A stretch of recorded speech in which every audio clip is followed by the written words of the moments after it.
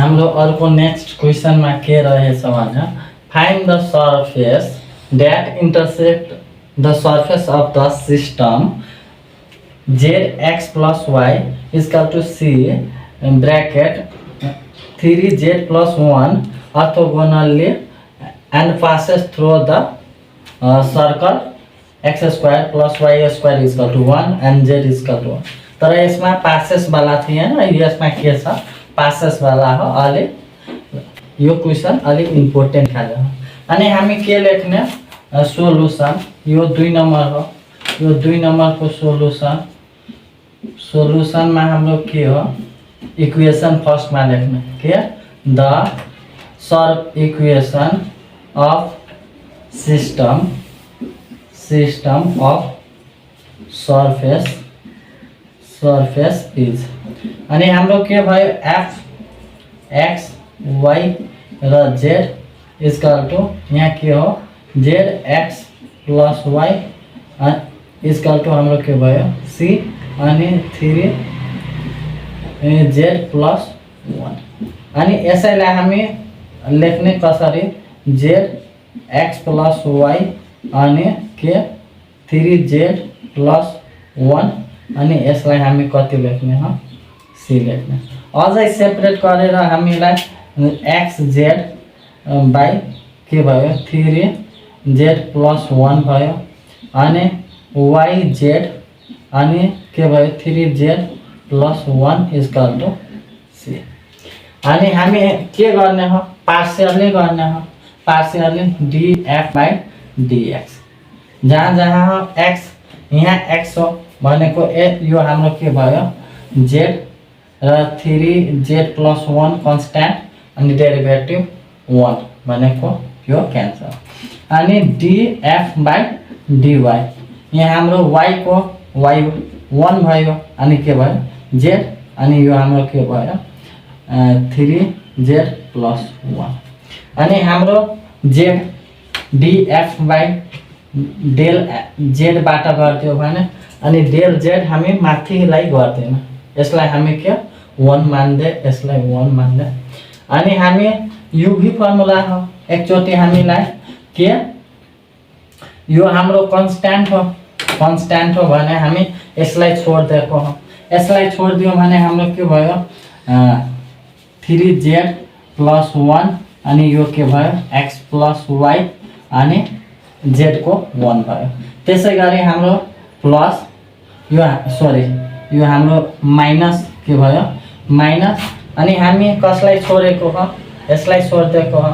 अब कसलाई छोड्ने हो यसलाई छोड्दिने, यसलाई छोड्दियो भने हाम्रो z अनि x प्लस y अनि यसको डेरिभेटिभ हाम्रो कति भयो 3 अनि तल हाम्रो के भयो 3z प्लस 1 को होल स्क्वायर।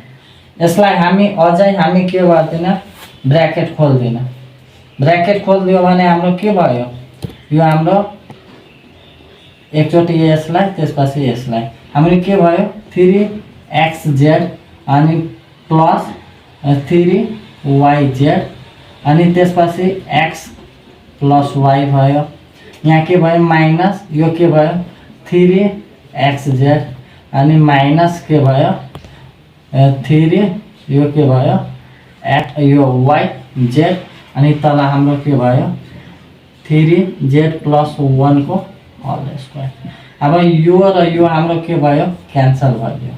क्यान्सल भइसकेपछि हामी यसलाई कति लेख्न सकिन्छ x प्लस y अनि हाम्रो के भयो 3z प्लस 1 को के भयो होल स्क्वायर।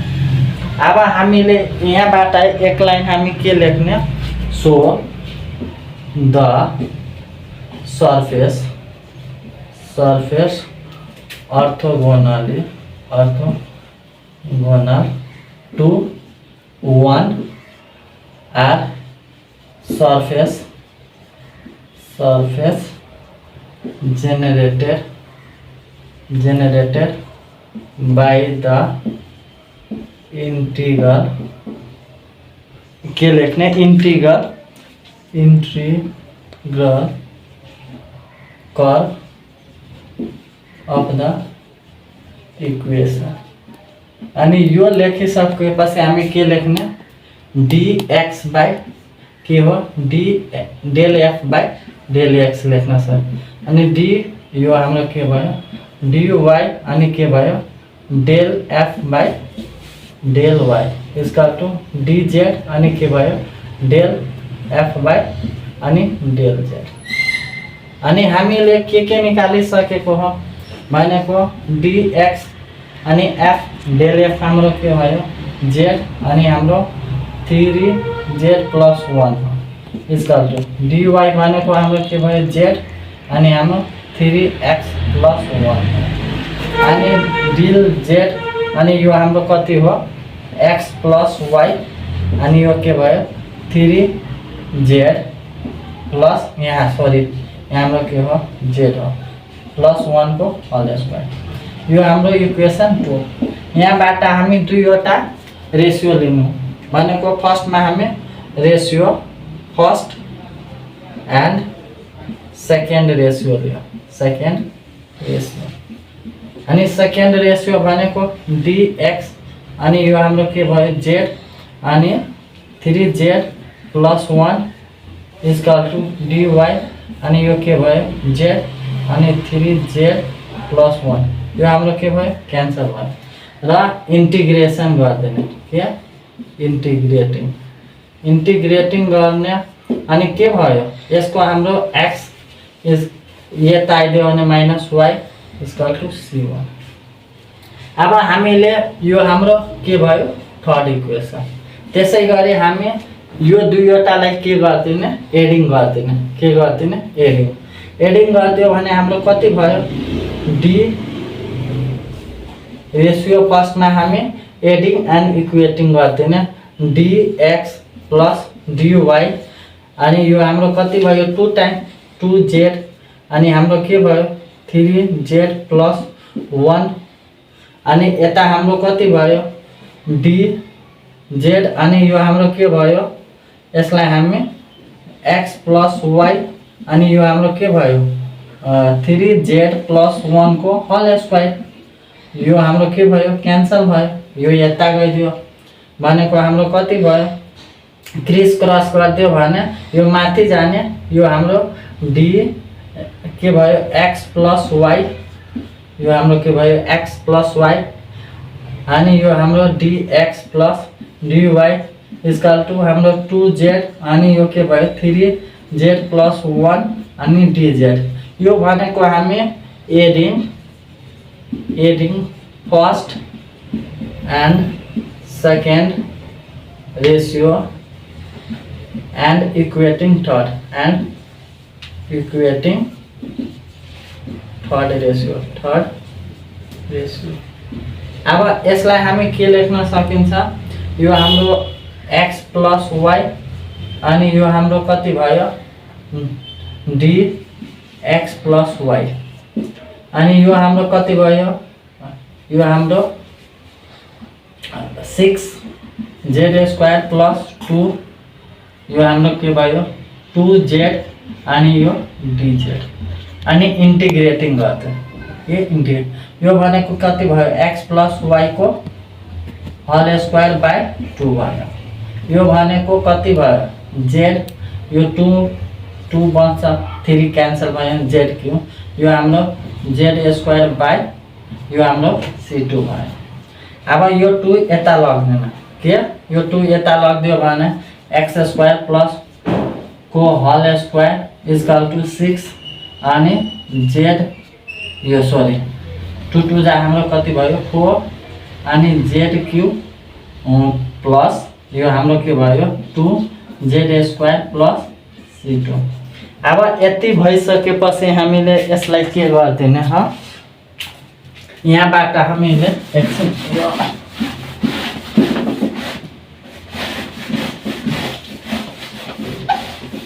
अब हामीलाई त यहाँ पासिङ पनि दिएको हो अब c1 र c2 पनि निकाल्नु पर्ने हुन्छ अनि यो हाम्रो 4 यो कति हो 4 लाई फर्स्टमा हामीले यो थर्ड लाई हामी यसलाई यति पनि लेख्न सकिन्छ यो हाम्रो x minus C1 equal to y पनि लेख्न सकिन्छ। अब त्यसलाई हामी फोरलाई पासिङ, यो हाम्रो पासिङ भएको हो के पासिङ थ्रू सर्कल कति हो X square plus Y square equal to 1 and Z equal to 1। त्यसलाई ए प्लस यो एक्स प्लस वाई को होल स्क्वायर खोल्यो भने X square plus Y square plus 2xy अनि यो 4z cube plus 2z square plus C2 भयो। यतिलाई हामी कति लेख्न सकिन्छ 1 प्लस 2xy, यो हाम्रो 1 भनेको 4 भयो, यो पनि हाम्रो 2 प्लस C1 अनि 2xy इक्वल टू हाम्रो कति भयो, यो हाम्रो 5 प्लस C1। यसलाई हामी कति मान्दिने इक्वेसन 5। फर्स्टमा हामीलाई यो इक्वेसन थर्डलाई इक्वेसन थर्डलाई हामी स्क्वायरिङ गर्दैनौँ। इक्वेसन थर्डलाई स्क्वायरिङ बोथ साइड या स्क्वायरिङ बोथ साइड गरिदियो भने हाम्रो के भइहाल्यो X square plus Y square minus 2xy equal to के भयो C1 स्क्वायर। यो भनेको हाम्रो कति हो 1 हो अनि यो 2 यता लगिदियो भने यो हाम्रो के भयो माइनस C1 को स्क्वायर इक्वल टू 2xy। अब 2xy त यहाँ आइसकेको हो, यहाँ के गर्दैन पुट 5 पुट गरिदियो भने हाम्रो के भयो 1 minus C1 square equal to 5 plus C2 भयो। अब हामीले यसलाई यता लगिदियो भने हाम्रो त प्लस भयो, के भयो C, यो हाम्रो प्लस भयो, यो हाम्रो यता लगिदियो भने के भइहाल्यो माइनस, अथवा एकै ठाउँमा लग के भयो यो 1 minus C1 square minus 5 minus C2 equal to 0। यो भनेको माइनस C1, यो के भयो माइनस 4, कति भयो माइनस 4 अनि minus C2 equal to 0। Minus common तानिदियो भने हाम्रो माइनस कमन तानिदियो भने के भयो C1 को स्क्वायर अनि प्लस के भयो C2 प्लस 4 इक्वल टू 0। अब हामीलाई C1 को भ्यालु हाल्दा C2 भ्यालु, C1 को भ्यालु हाम्रो के भयो यहाँ हाम्रो C1 को भ्यालु हाल्दियो भने यता हाल्दियो भने हाम्रो कति भइहाल्यो, यहाँबाट हामीले C1 को भ्यालु हाल्दियो भने यहाँबाट हामी C1 को भ्यालु हाम्रो कति आइसकेको, यहाँ फर्स्टमा हामी यति गरिसकेपछि हामीले ठिक छ हाम्रो यहाँ हाम्रो कति आइसक्यो C1 भनेको x माइनस y को होल स्क्वायर अनि C2 भनेको कति हो x प्लस y को होल स्क्वायर अनि हाम्रो के भयो यता हामी लगिदियो भने 4 माइनस 4 z क्यूब यो minus 2 z square plus 4 equal to हाम्रो 0 भयो। अब यसलाई हामी के गर्दिने हो ब्रैकेट खोलिदियो भने यो कति भयो X square plus Y square minus 2xy, यो पनि X square plus Y square plus 2xy minus 4z cube minus 2z square plus 4 equal to 0। यो हाम्रो के भयो क्यान्सल, यो कति भयो 2 हो, सबैबाट 2 कमन तानिदियो भने के भयो X square plus Y square 2 time यो 2 हो अनि यहाँबाट हाम्रो के भयो माइनस 2z क्यूब, यो हाम्रो कति भयो माइनस z स्क्वायर अनि यो +2 = 0 यो उता लगिदियो भने हाम्रो कति भइहाल्यो यो 2 क्यान्सल भयो भनेको हाम्रो यहाँबाट एन्सर लेखिदियो भने यति अथवा x² + y² + 2 एकटामा माइनस वाला 2z³ अनि +z² यसैलाई हामी के रिक्वायर्ड के which is required surface